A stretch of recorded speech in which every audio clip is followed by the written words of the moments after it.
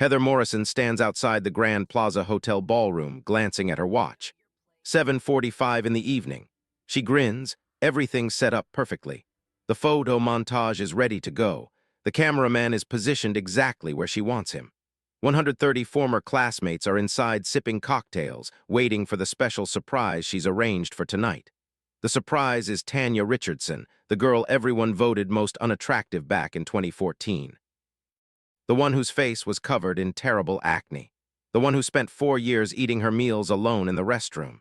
Heather mailed that invitation 4 weeks ago. The subject line said, "Let's see what you've become." She expects Tanya to show up just like she left, starving for approval, ready to face another round of public humiliation. A sleek black BMW pulls up to the entrance. The door swings open. Heather doesn't recognize the woman who emerges. Nobody does.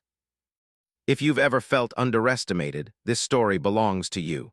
What unfolds in the next moment will take less than a minute and transform everything. But we need to rewind first, because tonight only makes sense when you understand what came before. Where are you from? Tell us in the comments below. And if you're loving this story, hit that like button and subscribe for more. September 2010. Tanya Richardson is 15 years old. It's her first day at Oakwood Preparatory Academy. Her mother drops her off in a second-hand Toyota that makes awful grinding noises. Tanya watches the other vehicles arrive. Range Rovers, Audis, one Cadillac with a personal driver. She's wearing a school uniform 3 sizes too large. Her mother purchased it used, hoping Tanya would eventually grow into the fabric. She never will. Oakwood Preparatory is 93% Caucasian. Annual tuition runs $37,000. Tanya's mother holds down 2 positions, one as a nursing assistant, another cleaning corporate offices after midnight, just to make the payments possible. She has faith in one principle. Quality education will transform her daughter's future. She doesn't realize what that education will demand in return. Tanya enters her assigned classroom. 24 faces rotate toward her. 24 pale faces. She's the sole black student in the entire grade. She chooses a seat in the furthest corner, lowers her gaze, prays to become invisible. Heather Morrison occupies the front row, golden hair swept into a flawless ponytail. Designer purse, professionally done nails at 15. She leans toward the girl beside her, Chelsea, and speaks just loud enough to carry. "Oh wow, she's extremely dark." "Like seriously dark." Chelsea giggles, whispers in return, "Is that skin condition or just dirt?" They're not attempting discretion. They want Tanya to catch every word. Tanya's complexion is rich, deep mahogany, nearly obsidian in certain lighting, and her face is indeed covered in severe acne. Terrible cystic breakouts that no pharmacy products can address. She doesn't understand yet that it's hormonal, completely treatable. Her mother cannot afford specialist appointments. She's also 32 kilograms above average weight. Her natural hair, tightly textured and coiled, is gathered in a simple ponytail she managed that morning. No styling products, no professional shaping, just an elastic band and desperate hope. And her teeth. She has a pronounced overbite. Her 2 front teeth extend forward noticeably. Other students will eventually call them rabbit teeth. Heather will use crueler terminology. Tanya focuses on her desk surface. She's already absorbed the primary lesson of Oakwood Preparatory. Make yourself microscopic. So tiny that nobody registers your existence. But Heather notices absolutely everything. October arrives. Lunch period in the cafeteria. Tanya sits isolated at a corner table. She brought food from home, simple sandwich, piece of fruit. She's learned to avoid purchasing cafeteria meals. They're ridiculously expensive. $13 for a basic salad her mother could prepare for pocket change. Heather and her circle, 6 girls, all either blonde or brunette, all slender, all dripping wealth, walk past her table. Heather's carrying chocolate milk. She pauses. "Hey, you're Tanya, correct?" Tanya glances up, genuinely surprised. Nobody has addressed her in 4 weeks except instructors. "Yes." Heather displays a warm smile. "Welcome to Oakwood." Then deliberately tips the chocolate milk container, pouring the entire contents over Tanya's head. The cafeteria explodes. 120 students erupting in laughter, pointing, capturing video on their phones. Chocolate milk cascades down Tanya's face into her eyes, completely saturating her uniform. Heather bends close, whispers directly in her ear, "Now your outside matches your inside." A teacher, Mr. Anderson, approaches the scene. "Ladies, that's quite enough." not instructing Heather to apologize, not escorting anyone to the principal's office, simply saying that's enough. Heather walks away still laughing. Tanya remains frozen there, milk streaming from her hair, while 120 students document her humiliation. Hours later, the footage surfaces on social media. The caption reads, "New student gets complete makeover. 350 likes, 62 comments. Tanya reads absolutely every single one. She never enters that cafeteria again for a meal." By November of her second year, someone establishes a social media group. Oakwood Outcasts. The profile image is Tanya's school photograph from the previous year. She had attempted to smile, but the severe acne made her painfully self-conscious. She's hiding partially behind her hair. The caption underneath states, "Spot the difference, garbage or Tanya." 263 students join the group. 263 out of 370 total at Oakwood. The comments accumulate rapidly. "She's the most repulsive thing I've witnessed. Why is she even enrolled here? Ship her back to the wildlife park. I wasn't aware primates could afford elite schools." Tanya reports the group to the platform administrators. The group gets removed. It reappears the following day under a different name, Oakwood's worst error. She reports the harassment to Principal Davidson. He summons her to his office. "Tanya, I comprehend your frustration, but social media exists beyond our authority. Have you considered that perhaps if you made greater efforts to integrate, these situations wouldn't occur?" She stares at him in disbelief. "Integrate how?" He shifts uncomfortably in his chair. "You understand, display more friendliness, smile more frequently, participate in extracurricular activities." He doesn't articulate what he actually means, but Tanya understands perfectly. Be less black, be less noticeable, be less yourself. She exits his office, proceeds directly to the second-level restroom, secures herself in the remotest stall, and cries until the dismissal bell sounds. From that afternoon forward, she consumes lunch in that exact stall every single day for the following 3 years. April of her third year, Heather approaches Tanya's desk, leans down, smiles with apparent sweetness. "Hey, Tanya. Yes, there's this guy Brandon from the varsity team. He finds you attractive. He wants to escort you to the spring formal." Tanya looks up, doubtful but desperately wanting to believe. "Seriously?" Heather nods enthusiastically. "Absolutely. He's somewhat shy, so he requested I ask on his behalf. He said meet him Friday evening at 8, the Hilton downtown. He'll have your entrance ticket." Tanya's pulse accelerates. She hasn't received any invitations in 24 months. "All right, tell him yes." Friday evening arrives. Tanya borrows a formal dress from a relative. Her mother drives her to the Hilton, drops her at the entrance at 8 o'clock. "You look absolutely beautiful, sweetheart." Tanya enters the lobby, stands waiting. 8:20. No Brandon. 8:45. Still waiting alone. 9:15. She phones her mother, requests pickup. Monday morning, she approaches her locker. There's a photograph attached with tape. It's her standing in that Hilton lobby completely alone wearing the borrowed dress. Caption, "Who would possibly attend with that creature?" 52 copies of the identical photograph taped to every single locker in the junior corridor. Heather walks past without even glancing at her, simply laughing with Chelsea. Tanya removes every photograph one by one. Students pass by. Some laugh mockingly, some capture pictures. Nobody offers assistance. She retains one photograph, folds it carefully, places it in her backpack. She doesn't understand why yet, but eventually she'll need to remember this moment. Senior year, February 2013. Heather creates an online poll. Oakwood's most unattractive female award. 3 candidates. Tanya is one option. She wins with 91% of total votes. 478 votes cast. The comments multiply. Not even remotely competitive.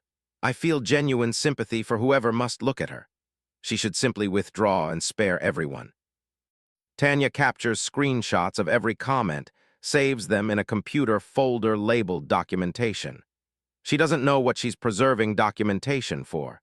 She simply knows eventually someone needs to witness this evidence. That night, she sits on her bedroom floor, opens a container of her mother's prescription sleep medication, counts the pills. 47 tablets. She thinks to herself, nobody would experience my absence. The school would feel relieved. Heather would probably organize a celebration.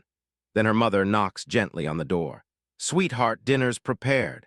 Tanya closes the container, returns it to its place. She thinks about her mother. 2 exhausting jobs, 17-hour workdays, sacrificing absolutely everything. She cannot inflict that pain on her, so she survives moment by becoming completely invisible. June 2014, graduation ceremony. When they announce Tanya's name, a cluster of students actually boo audibly. At a graduation ceremony, Tanya doesn't participate in the stage walk. She informs the administration she's experiencing illness. She collects her diploma through postal delivery 3 weeks later. Her mother questions why she didn't walk. Tanya fabricates an excuse. "I didn't want excessive attention." Her mother accepts this explanation or chooses to pretend she does. That summer, Tanya departs Atlanta, enrolls at a public university 5 hours distant, tells herself repeatedly, "I will never return. I will never encounter those people again." She deletes all her social media accounts, changes her telephone number, severs every connection to Oakwood Preparatory except one element. She preserves the folder, the screenshots, the photographs, the documentation. And she writes in her personal journal, August 2014, the night before leaving for university, "Someday I'll demonstrate to them who I genuinely am, not for revenge, simply so they understand they were completely wrong." But first, she needs to become someone even she doesn't currently recognize. The transformation doesn't occur overnight. It unfolds in stages, small choices that accumulate over years. September 2014, Tanya relocates into her dormitory room. Her roommate is a girl named Sophia, Puerto Rican, self-assured, compassionate. Sophia examines Tanya and immediately says, "All right, student health facility, dermatology specialist, tomorrow morning." Tanya shakes her head firmly. "I cannot afford treatment." Sophia opens her laptop. "It's covered through student services. I had identical issues, come on." 2 weeks later, Tanya sits in a medical clinic. Dr. Alina Rodriguez examines her face carefully. "Severe cystic acne, hormonal origin. Will begin isotretinoin treatment, commonly called Accutane.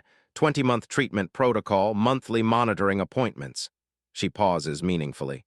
"This condition is completely treatable, Tanya. You don't need to continue living with this." Tanya nearly breaks down emotionally. Nobody has ever stated that before. The treatment commences. Initial 4 months, her complexion actually worsens, but by month 7, the cystic formations begin fatting. By month 14, her face becomes clear. By month 20, her skin radiates, rich brown, smooth, luminous. She observes herself in the mirror one morning and doesn't recognize her own reflection. Her teeth come next. She works 3 part-time positions simultaneously: university library, campus bookstore, weekend childcare services, saves every possible dollar. By her 2nd year, she accumulates sufficient funds for orthodontic treatment. 26 months, metal brackets, elastic bands, significant discomfort. When they're removed in 2017, her smile is absolutely perfect. She practices smiling before mirrors, relearning her own facial features. The weight proves more challenging, not from vanity concerns, from internalized shame. Every kilogram feels like validation that Heather was correct. But Sophia drags her to the campus fitness facility, teaches her proper weight training, nutritional eating for energy rather than punishment. "You're not repairing yourself," Sophia explains. "You're discovering yourself." 4 years from 87 kilograms to 57. Not through starvation, through understanding her body isn't her adversary. By 2017, Tanya is 21, clear complexion, straight teeth, healthy weight. She's crossing campus when a man stops her, extends a business card. "I'm a photographer, local fashion work, interested in building your portfolio." She assumes it's another cruel joke, like the formal dance, but Sophia encourages her. "Just attempt it." The photography session happens. Images appear online. Within 1 week, a modeling talent scout makes contact. Within 1 month, Tanya signs her initial professional contract. Within 7 months, she walks her first runway show, Atlanta Fashion Week. She posts a single photograph on social media. Her first post in 4 years. Caption reads, "They claimed I'd never belong anywhere. Turns out I simply needed a different stage." The career accelerates. 2018, additional local fashion shows. 2019, New York Fashion Week. 2020, Paris, Givenchy. She walks that runway thinking about the girl hiding in the bathroom stall. She doesn't cry, she simply walks forward. 2021, Valentino advertising campaign. Her face displayed on massive billboards throughout Rome. Social media followers reach 1.3 million. 2022 Vogue Spain, then Vogue Britain. 2023 Vogue United States, June cover feature, her mother frames it, weeps every time she passes it. But Tanya doesn't stop with modeling. She launches Skin AI, a beauty technology startup utilizing artificial intelligence for customized skincare solutions. She presents to potential investors. Most reject her proposal. One agrees to fund. Initial investment round, $6 million. Second investment round in 2024, $55 million. Business publications write features about her. Model turned entrepreneur, industry disruptor. That identical year, she meets Christopher Davis, technology company founder. Personal net worth $210 million. They meet at an industry conference. By January, they're engaged. 2025. Social media followers reach 2.8 million. Her existence is completely unrecognizable from what it was, but she still maintains the folder. The screenshots, the documentation.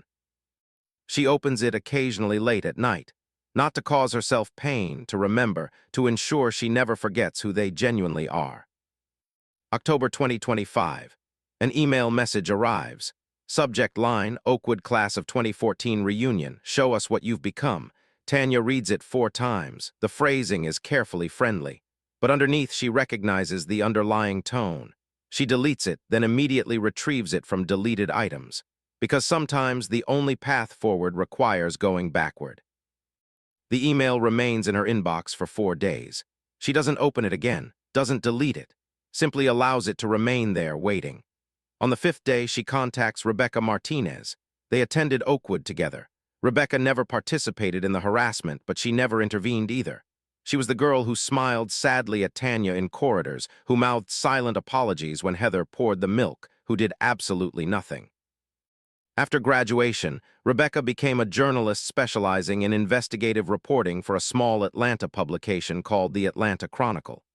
3 years ago, she reached out to Tanya, apologized sincerely, admitted she'd been a coward, requested if they could have a conversation.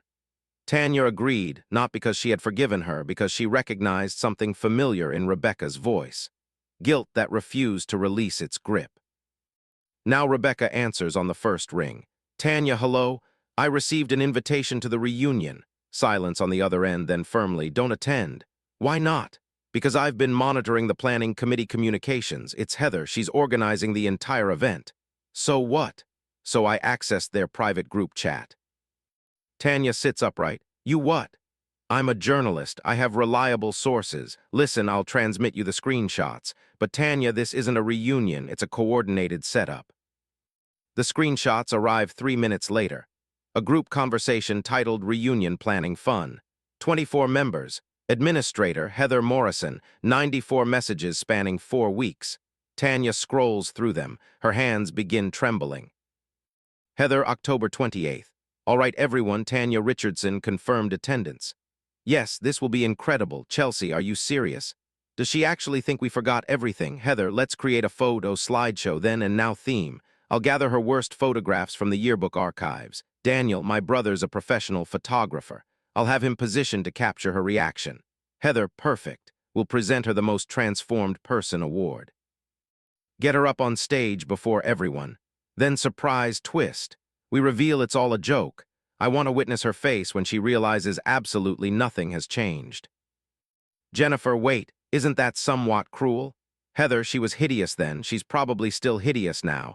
Just concealing it better. Cosmetic procedures, photo filters, whatever. This is justice. She never belonged at Oakwood. We're simply reminding her of reality. Tanya reads the messages 4 times. Her chest constricts painfully. She considers deleting the email, blocking Heather's contact, pretending none of this exists. Then she observes the final message. Heather, November 16th. Ensure everything's being filmed. I want this on social media. Ugly duckling attempts to be a swan. This will go massively viral. Something inside Tanya transforms, not anger, something colder, more crystalline. She phones Rebecca back. I'm attending. Tanya, absolutely not. They're planning to publicly humiliate you. I understand perfectly. Then why would you go? Because they assume I'm still that girl, the one who hid in bathrooms, who accepted their abuse and said nothing. Tanya's voice is completely calm, steady. They're expecting a victim. I'm bringing something entirely different. Rebecca pauses. What do you need from me? Everything you have, every screenshot, every message, and I need you physically there, recording everything, not for social media entertainment, for documentation. Documentation for what purpose? I don't know yet, but I'm not entering unprepared, not this time. She disconnects, opens her laptop, creates a new folder, titles it Oakwood 2025. She downloads the screenshots, the original social media posts, the yearbook photographs, the documentation from 2014, positioned side by side with the messages from today. 12 years separated, identical cruelty, identical people. She texts her personal assistant. November 22nd, 8 in the evening, I'll require the car, and inform Christopher I'll meet him at 10. This won't consume much time. Then she opens her walk-in closet, retrieves the black Valentino dress, the one she wore to Rome Fashion Week, the one that made photographers cease shooting other models just to observe her walk. She holds it up to the light. Heather desires a performance. She's about to receive one. November 22nd, 2025, 8:45 in the evening. The black BMW sedan pulls up to the Grand Plaza Hotel. Tanya sits in the rear seat wearing the Valentino dress. Black, architecturally structured, absolutely flawless. Her makeup is perfection. Her hair natural textured curls, professionally styled by someone who flew in from New York specifically for this. Diamond bracelet Cartier, a gift from Christopher. Her assistant, Sophia, sits beside her. Miss Richardson, we can still depart. Tanya checks her reflection one final time. I'm aware. Then why proceed? Because they need to witness this. The driver opens the door. Red Soul Christian Laubaut in heels contact the pavement. Tanya stands, takes one deliberate breath. Sophia hands her an evening clutch. Your phone's recording internally. Good. Tanya walks toward the entrance. Every step is completely deliberate. Shoulders positioned back, head elevated. This is not someone returning to confront her past. This is someone who has already achieved victory. Inside, she hears music, laughter, people who peaked during high school attempting to relive those moments. She pushes open the ballroom entrance door. Everyone rotates toward her. Nobody recognizes her. The ballroom is decorated in Oakwood colors, navy and silver. A banner proclaims, Class of 2014, 12 years later. 135 people, all in cocktail attire, all drinking champagne, all Caucasian except 4 individuals. A Latino couple, an Asian woman, and Rebecca positioned in the back corner, filming everything. When Tanya enters, conversations pause mid-sentence, heads turn simultaneously, not recognition, curiosity.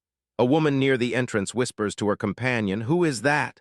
Her husband shrugs. Someone's wife probably, she looks like a professional model. Maybe she's hired entertainment. Tanya walks to the bar, orders champagne. Her voice is warm, polite. Thank you. The bartender stares 4 seconds too long. She's accustomed to this reaction. She turns, surveys the room methodically, observes Chelsea, Heather's closest friend, still blonde, still thin. Daniel gained significant weight, hairline receding visibly. And Heather standing beside the presentation screen, holding court, still conventionally beautiful, still blonde. White designer dress, expensive but not haute couture. Heather glances toward the bar, observes Tanya. Her eyes pass over without recognition. Just curiosity. They assume she's someone's guest. Tanya sips champagne. The moment tastes exactly like vindication.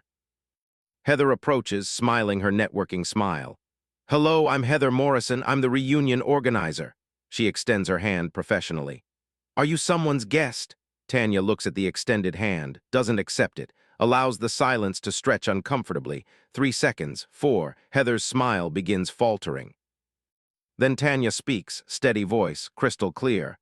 Hello, Heather, it's me, Tanya Richardson. Heather's face completely freezes. The champagne glass stops midair. Her mouth opens. No sound emerges. Chelsea, 4 feet distant, turns sharply.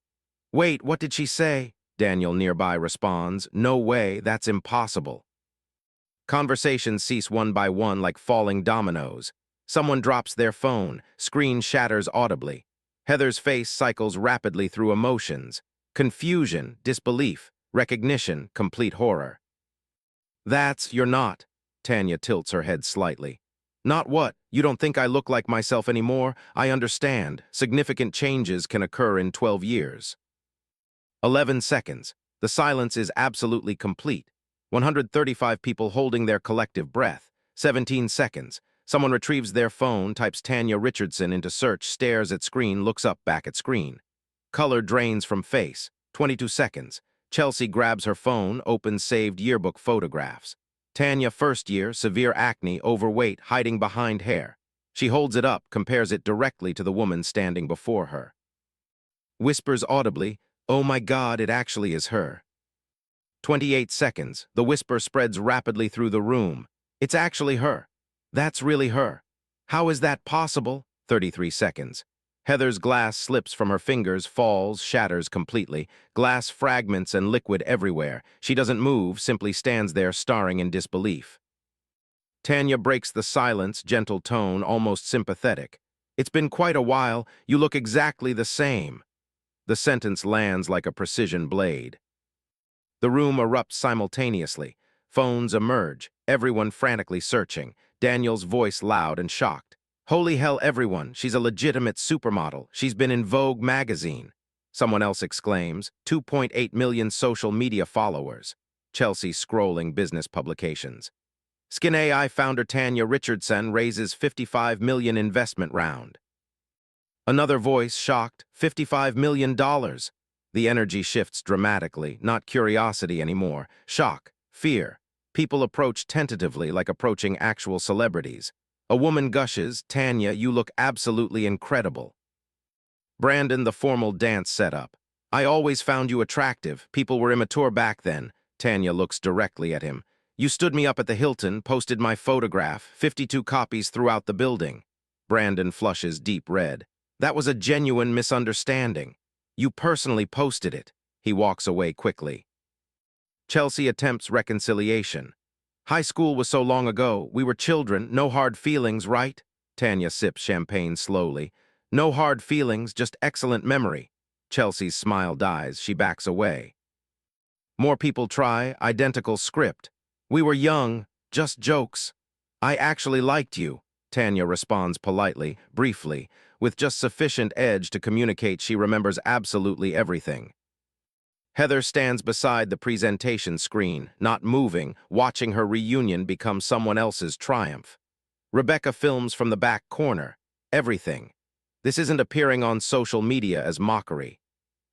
Tanya's phone vibrates. She checks. Christopher calling. She smiles genuinely, answers. "Hi, darling," voice noticeably softer, warmer. "Yes, I'm here currently. It's quite interesting. I'll explain later." She laughs. "Love you too. See you at 10. She disconnects. People nearby heard clearly. "Did she say darling? Is she dating someone?" Daniel searches frantically. "Tanya Richardson engaged." His eyes widen dramatically. "She's engaged to Christopher Davis." "Who's that?" Daniel shows his phone. "Technology company founder. Company valuation $1.4 billion. Personal net worth $210 million. Someone laughs in disbelief. "She's marrying someone worth hundreds of millions." Chelsea whispers. "She's not just successful, she's extraordinarily wealthy." Heather looks physically ill. The doors open.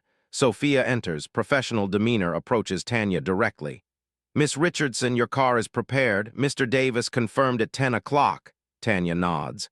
"Thank you, Sophia. 20 minutes. Sophia exits. The room observes the formality. The distinction.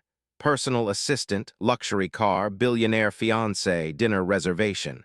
Amanda whispers to her husband, "We invited her to mock her. She's on a completely different level than everyone here." Heather moves forward, walks to Tanya, hands visibly shaking, attempting to smile. "Tanya, wow, you've really made something impressive of yourself." Tanya looks at her, really looks. "I didn't make something of myself, Heather. I always was something. You simply chose not to see it." Heather's smile cracks. "High school was 12 years ago. We were children. Can't we move past it?" "Move past it? You don't even remember what you did. I remember every single word, every photograph, every day I cried in that bathroom. I'm not sorry if you're not sorry I was hurt. You're sorry I'm successful." Complete silence. People look away uncomfortably. Heather flushes. "You think you're superior to all of us?" Tanya doesn't hesitate. "I don't think I'm superior to you. I know I'm no longer beneath you." She sets down her glass, collects her clutch. The presentation was supposed to commence at 9 o'clock. Memory lane theme. Tanya's yearbook photograph was enlarged dramatically. Caption prepared, "Some things never change." The joke, the punchline. 8:57, Trevor, the event coordinator, approaches Heather. "Should we begin the presentation?" Heather stares at the prepared slides, looks at Tanya across the room, appearing like she stepped directly from a magazine cover. "No, cancel it completely." "But, cancel it." Trevor walks away. The presentation never plays. People notice, whisper among themselves. "Why no presentation? I thought there was a surprise planned." Chelsea approaches Heather. "What happened to the slideshow?" Heather doesn't answer. She watches Tanya, watches people surround her, requesting photographs, asking about her career, her company, her engagement ring. Everything Heather planned to be the center of attention for. Worse than that, Tanya isn't even trying. She's polite, brief. She's not here to impress them. 9:15. Tanya walks toward the exit. Sophia appears, hands her a coat. Tanya turns, looks at the room, everyone watching. She raises her hand, small wave. "This was educational. Thank you for the invitation." Her voice carries, calm, clear. She walks out. The ballroom erupts immediately. Loud, frantic conversations. Everyone processing what just occurred. Heather stands center, completely alone. Her friends have distanced themselves. Nobody wants association with someone who just lost that catastrophically. Chelsea whispers urgently, "What do we do now?" Heather doesn't respond, staring at the door. Her phone buzzes. Social media notification. Someone tagged her. She opens it. Video from the reunion. The exact moment Tanya said her name. 33 seconds of absolute silence. Heather's face, glass falling. Caption, "When the ugly duckling shows up as a swan. Karma delivered." 14,000 views in 4 minutes. Heather's hands shake violently. This wasn't supposed to happen. Tanya was the joke, the punchline, the victim. Instead, Heather is. Outside, Tanya slides into the BMW. Sophia closes the door. The car pulls away smoothly. Rebecca gets in her car, opens laptop, uploads 52 minutes of footage, texts Tanya, "Got everything, what's next?" Tanya responds, "Now we wait. She's not finished yet because people like Heather never know when to stop." The video goes viral overnight. By Sunday morning, 53 hours after the reunion, the clip has 2.6 million views. It's on every social media platform. Someone created it into a meme format. POV. You tried to humiliate your high school victim, and she shows up as a literal supermodel. The comments accumulate rapidly. "This is the most satisfying thing I've ever witnessed." Heather's face when the glass drops, absolutely iconic. "I'm crying, justice served ice cold." Heather wakes up to 320 notifications, tags, mentions, direct messages. Her social media account is public. People are finding her, commenting on old photographs. "Are you organizing a hate campaign? Karma came for you in designer fashion." She makes her account private immediately. Too late. Screenshots exist everywhere. Her professional networking profile gets flooded. Her company email. Someone finds her work telephone number, calls, leaves a voicemail. "You're absolutely disgusting." Sunday afternoon, Heather calls her mother. "Mom, I need help. People are attacking me online." Her mother, Catherine Morrison, wife of the Morrison Media Corporation founder, listens, then responds, "What did you do?" "Nothing. It's Tanya Richardson. Remember her from Oakwood? She appeared at the reunion, and now she's trying to make me look bad." Her mother sighs heavily. "Heather, fix this quietly. Don't make this worse." But Heather doesn't understand quiet. Monday morning, she contacts a public relations firm, Summit Reputation Management. $17,000 for a 3-week campaign. She uses her corporate credit card, justifies it internally as personal brand management. The email she sends is brief. Need to counter narrative around viral video. Target, Tanya Richardson. Strategy, plant doubt, suggest her transformation isn't genuine. Cosmetic surgery, wealthy boyfriend funding everything. Timeline, immediate. Summit responds within 90 minutes. Understood. Will deploy influencer network plus anonymous sources. Estimated time 48 hours. By Wednesday, it begins. 14 new accounts created within 24 hours, all with similar profile pictures, stock photographs, generic names, all posting the same message with slight variations. Okay, but let's be realistic. Tanya Richardson before and after photos. That's not skincare, that's a cosmetic surgeon. How does someone go from ugly duckling to supermodel without major procedures done? Asking for a friend.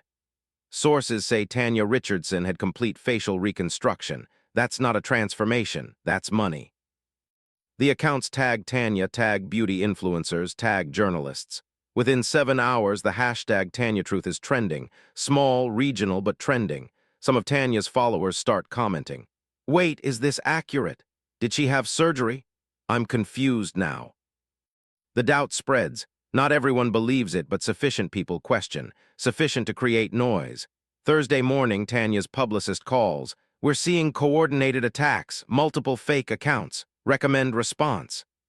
Tanya sits in her apartment reading the posts, the comments, the same words repeatedly.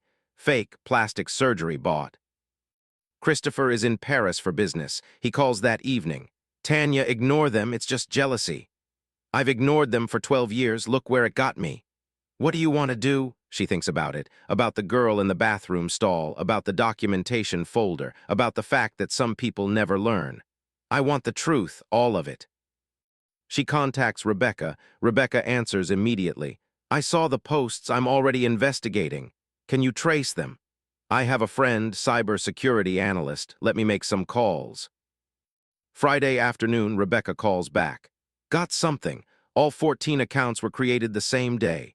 Same IP address range, Atlanta area, and Tanya, 4 of them follow Heather Morrison's private social media account. Tanya goes quiet. Send me everything. The evidence arrives in her inbox 12 minutes later. Screenshots, timestamps, IP address logs, not court-ready but close enough. Tanya opens a new document, starts writing. That night, Heather gets a notification. Tanya Richardson posted on social media. First post since the reunion. Heather's stomach drops. She opens it. It's a photograph, side-by-side comparison. Tanya's yearbook picture from 2014, Tanya today. The caption is long, detailed, clinical. 12 years ago, I was voted most unattractive girl at my high school. They said my skin was too dark, my face too ugly, that I didn't belong anywhere. Today, some people claim my transformation is fake. So here's the truth, receipts attached. Heather scrolls, medical records redacted but verified, dermatology treatment logs, orthodontic records, fitness facility membership spanning 7 years. No cosmetic surgery, no facial reconstruction, just time, work, healing. The post continues. I didn't change my face, I healed my skin, I didn't buy a new smile, I straightened my teeth. I didn't get rich off men, I built a company. And I didn't forget who tried to break me, I just stopped letting them. 1.3 million likes in 7 hours. The fake accounts go silent. Some delete. Others get reported, suspended. But Heather's email is still in the Summit reputation management system. And Rebecca, through her cybersecurity friend, has a copy, and Rebecca's about to publish it. Rebecca Martinez doesn't sleep Friday night. She's in her apartment, laptop open, 3 monitors running. On one screen, the email from Summit Reputation Management to Heather Morrison. On another, IP address logs tracing the fake accounts. On the third, interviews she's been conducting for the past 7 days. Saturday morning, 7 o'clock, the Atlanta Chronicle publishes her article. The headline, No More Voices, the Oakwood Reckoning. The subhead, Tanya Richardson wasn't Heather Morrison's only target. We found the others. The article opens with Tanya's story, but it doesn't end there. Rebecca spent the week tracking down former Oakwood students, people who left the social media groups, who graduated and never looked back, who changed their names online to avoid being found. She found 9 of them, 9 people willing to talk. Victim number 1, Carmen Rodriguez, now 30, lives in Denver. I was the only Latina in my grade. Heather used to mock my accent every single day, called me illegal even though I was born in Atlanta. My parents are both physicians. She didn't care. To her, I was just the Mexican girl who didn't belong. Rebecca includes a photograph. Carmen at 15, braces, school uniform, attempting to smile.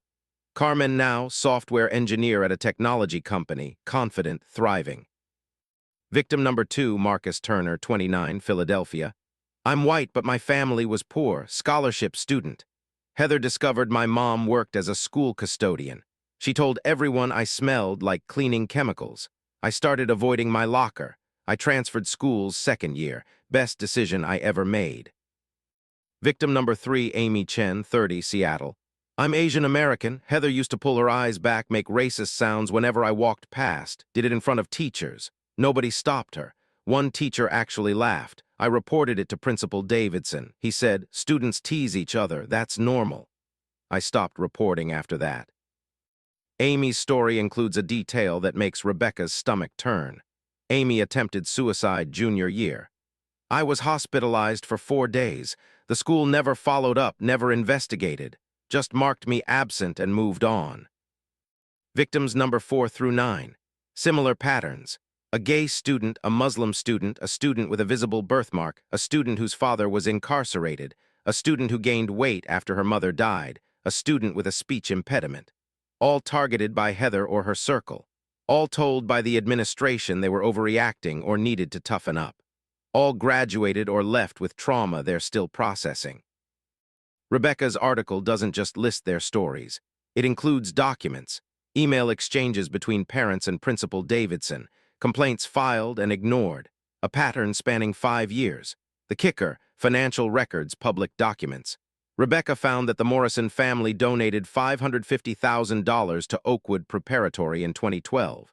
The same year multiple complaints against Heather were filed. The same year those complaints were quietly dismissed. Rebecca writes, "This wasn't bullying. This was systematic targeting enabled by institutional silence and financial incentive. Heather Morrison had a pattern. Oakwood Preparatory had a choice. Both failed." The article ends with a call to action. Oakwood Preparatory has not responded to requests for comment. Principal Davidson, now retired, declined to be interviewed. Heather Morrison's attorney provided a statement. Ms. Morrison denies these allegations and maintains her constitutional rights regarding ongoing matters. By afternoon, the article has 55,000 shares. By evening, 110,000. The hashtag Oakwood accountability trends nationally, not regional anymore, national. Organizations start responding. The NAACP Georgia chapter issues a statement. "We stand with Tanya Richardson and all survivors of racialized bullying. Oakwood Preparatory must be held accountable. Silence is complicity." Asian American advocacy groups, Latino organizations, LGBTQ advocacy alliances, all amplifying the story, all demanding answers. By Sunday, a petition appears online. Demand Oakwood Preparatory reform. It asks for independent investigation, policy changes, formal apology, and restitution fund for affected students. Within 78 hours, 270,000 signatures. Oakwood Preparatory's Board of Trustees starts receiving emails. 850 in the first weekend. From alumni, from parents, from advocacy groups. All saying the same thing: we're watching, do something. Monday morning, the school issues a statement. Oakwood Preparatory takes these allegations seriously. We are conducting an internal review and will respond appropriately. Internal review, the same phrase they used in 2012. But this time, the pressure doesn't stop. Major news networks pick up the story, not as a headline, but as a human interest segment. High school reunion goes viral, but the story behind it is much darker. They interview Tanya briefly. She's careful, measured. "I'm not doing this for revenge. I'm doing this so the next black girl who walks through those doors doesn't have to become invisible to survive." They attempt to interview Heather. She declines. Her attorney reads a statement on camera. Ms. Morrison categorically denies these allegations. High school conflicts from over a decade ago do not reflect who she is today. She is cooperating with all appropriate investigations. But the internet doesn't care about attorney statements. The internet has receipts, screenshots, videos, medical records, testimonies. 9 people, 9 stories, 1 pattern. Tuesday, Morrison Media Corporation, Heather's family company, releases a statement. Heather Morrison is taking a temporary leave of absence to focus on personal matters. Translation: she's been forced out temporarily for optics. Heather's social media stays private. Her professional profile shows indefinite leave. Her friends, the ones from the reunion from the group chat, stop answering her calls. Chelsea posts publicly. "I want to be clear, I don't condone bullying of any kind. I was young and made mistakes. I'm deeply sorry to anyone I hurt." It's vague, doesn't name Tanya, doesn't mention Heather. but it's self-preservation, rats abandoning the ship. Wednesday evening, Tanya receives an email from a 16-year-old girl in Pennsylvania. Subject, you saved my life. The email reads, Dear Tanya, my name is Destiny. I'm 16, I'm black. I go to a mostly white school. Last month, girls posted my photos online, said I was too dark, too ugly, that I should go back to Africa. I didn't want to go to school anymore. I didn't want to be alive anymore. 4 days ago, I saw your social media post. I saw your yearbook photo. I saw you now, and I realized if you survived, maybe I can too. I'm not giving up because you didn't. Thank you for speaking. You saved my life. Destiny. Tanya reads it 4 times, sits on her bed, stares at the ceiling. Her phone buzzes, text from Christopher. How are you holding up? She texts back. I thought I was doing this for me, but it's bigger now. He responds. Good, that means it matters. She opens her laptop, looks at the folder labeled Oakwood 2025, looks at the evidence Rebecca collected. The testimonies, the patterns, the trail that leads not just to Heather, but to something larger. And that's when Rebecca calls with the discovery that changes everything.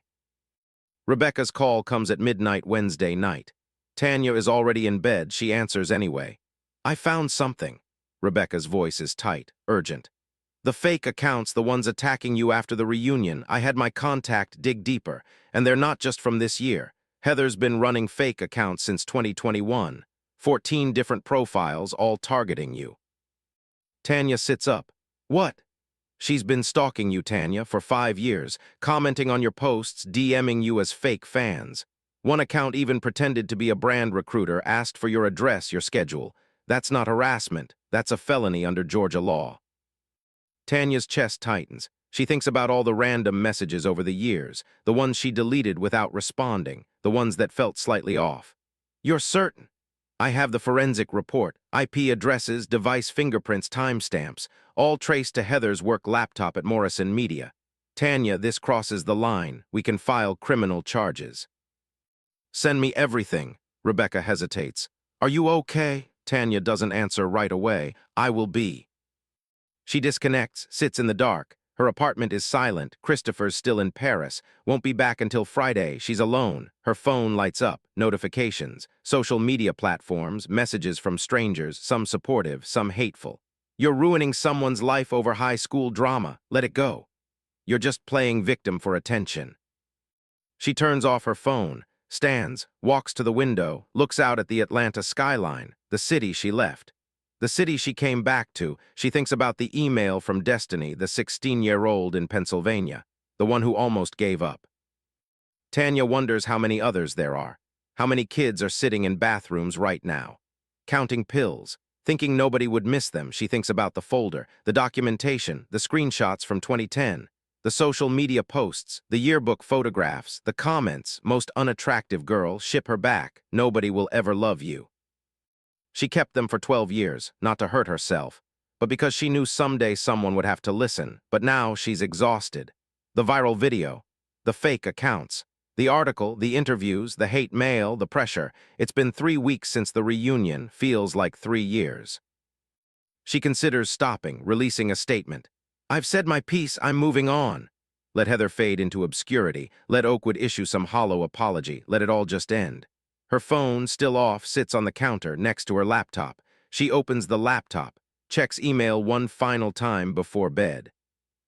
There's a new message, sent 4 minutes ago. Subject, thank you. She almost deletes it, thinks it's spam, but something makes her open it. Dear Ms. Richardson, my name is Nicole. I was at Oakwood 2010 to 2014. I was there when they poured milk on you. I saw everything. I never said anything. I transferred out because I was scared I'd be next. I've lived with that guilt for 15 years, but because you spoke up, I finally told my therapist what happened, what I witnessed. What I didn't stop. I'm starting to heal. Thank you for being braver than I was, Nicole. Tanya reads it twice, then closes the laptop, picks up her phone, turns it back on, calls Rebecca. File the charges, all of them, because some fights aren't just for yourself. By Thursday morning, the story has escaped social media. It's on the news. Morning television programs run a 4-minute segment. The high school reunion that sparked a national conversation about bullying and accountability. They show clips, the viral video, Tanya's social media post, excerpts from Rebecca's article. The hashtag Oakwood accountability hits 1.4 million posts in 78 hours. Tanya's story trends alongside it. People share their own experiences, their own bullies, their own Heathers. A mother in Oregon posts, "My daughter is 14. Last week she asked me if she was pretty. I showed her Tanya's story. Today she asked me if she was strong. The answer is yes." The movement grows beyond Tanya, beyond Heather. It becomes something larger. A reckoning. Friday afternoon, the NAACP Georgia chapter holds a press conference outside Oakwood Preparatory. 60 people attend. News cameras, journalists, former students. Dr. Patricia Williams, chapter president, speaks. "We stand with Tanya Richardson and all survivors of racialized bullying. Oakwood Preparatory has had 12 years to address this. Their silence ends now. We demand transparency. We demand accountability. We demand change." The crowd chants, "No more silence, no more complicity." Oakwood Preparatory's Board of Trustees meets in an emergency session. 10 members. They vote 9-1, commission an independent investigation. 8-2, create a task force on diversity and inclusion. 10-0, issue a public apology to affected students. The statement releases Saturday. Oakwood Preparatory apologizes to Tanya Richardson and all students who experienced harm during their time at our institution. We failed to provide a safe environment. We are committed to change effective immediately. We are implementing new anti-bullying protocols and mandatory training for all staff. It's careful, legal, but it's something. Morrison Media Corporation faces pressure too. Employees leak internal emails. People asking, "Why is Heather still on leave? Why not terminate?" The board meets. The decision comes Monday. Heather Morrison's employment is terminated, effective immediately. The press release is brief. Due to violation of company ethics policies and misuse of company resources for personal matters, Ms. Morrison's employment has been terminated. We do not condone her actions. Heather doesn't respond publicly. Her social media stays private. Her professional profile changes to open to opportunities. Her friends from the reunion. The group chat members distance themselves. Some delete old photographs. Some post vague apologies. Nobody mentions her name. Tuesday morning, Tanya wakes up to a text from her lawyer. Fulton County District Attorney reviewed the forensic report. They're opening a criminal investigation. Stalking charges. Heather will be notified within 48 hours. Tanya stares at the message. This is real now, not just social media, not just public opinion, the legal system, she texts back. Good, because accountability isn't just a hashtag. Wednesday, 3 in the afternoon. Rebecca's cybersecurity contact, a woman named Alexandra Carter who specializes in digital forensics, sends the final report. 38 pages, professional, court-ready. The findings are damning. 14 fake accounts, all traced to the same IP address. Registered to Morrison Media Corporation's office network. Device fingerprints match Heather Morrison's work-issued laptop. Serial number included. But it goes deeper than the post-reunion attacks. Alexandra traced the accounts back, not weeks, years. The first account was created in April 2021, right after Tanya's first magazine cover feature. The account name, Real Beauty Insider. It followed Tanya, liked her posts, left supportive comments. "You're glowing, what's your secret?" 3 weeks later, it direct messaged her. "Hi, I'm starting a skincare line. I would love to interview you about your routine. Can we set up a call? What's your address for sending samples?"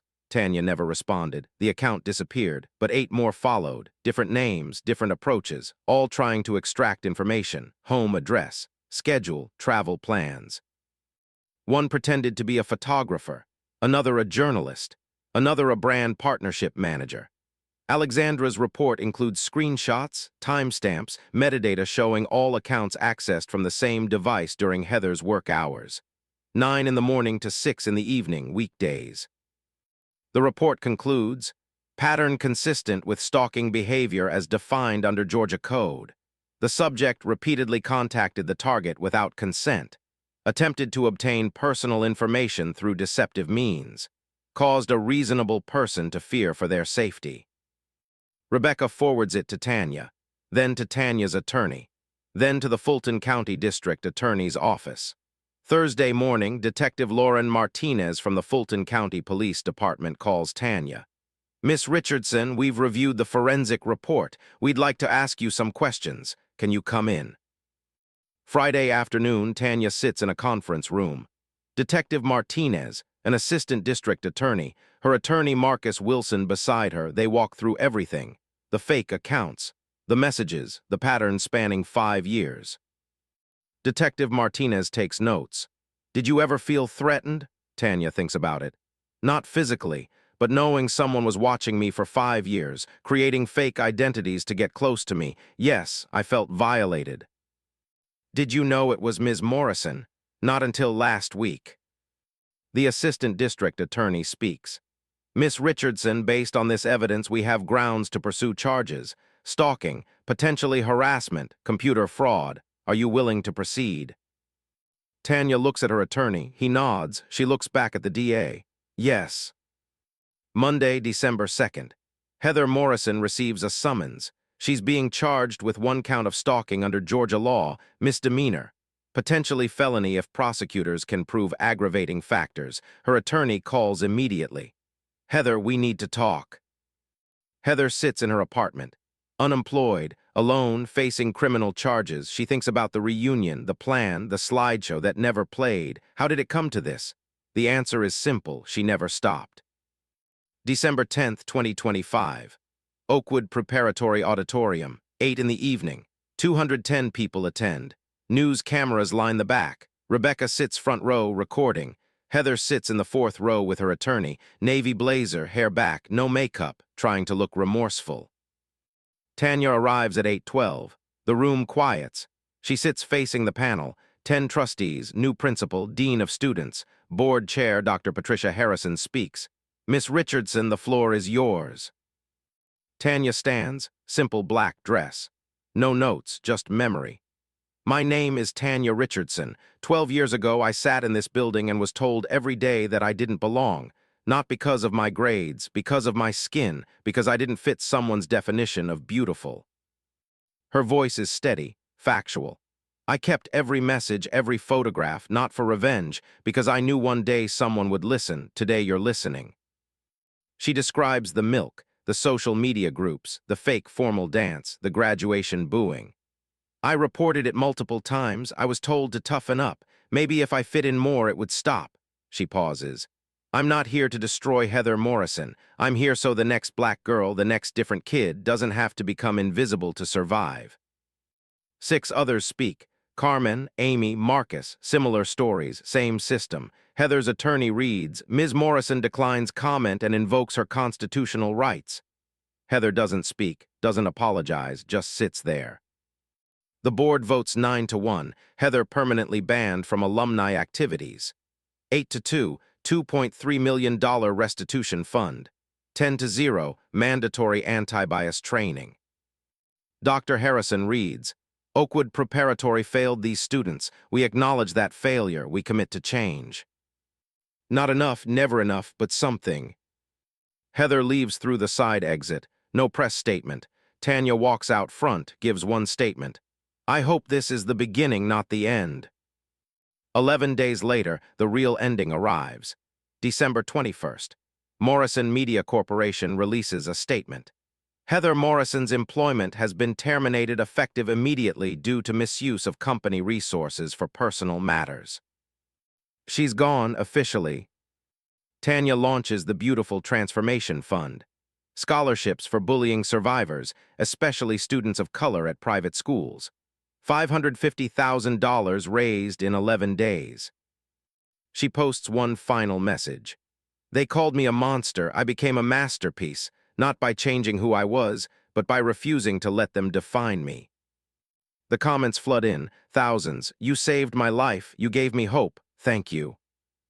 Tanya closes her laptop, looks at Christopher across the table. It's done, he smiles. No, it's just beginning. She's right, and so is he. Where are you from? Tell us in the comments below. And if you're loving this story, hit that like button and subscribe for more. If someone ever made you feel like you weren't enough, know this. You were always enough. They just couldn't see it. Share this story. Comment below. Let's make sure no one else has to fight this battle alone. Subscribe if you believe every voice matters, because the most powerful transformation isn't physical. It's realizing you were always worthy.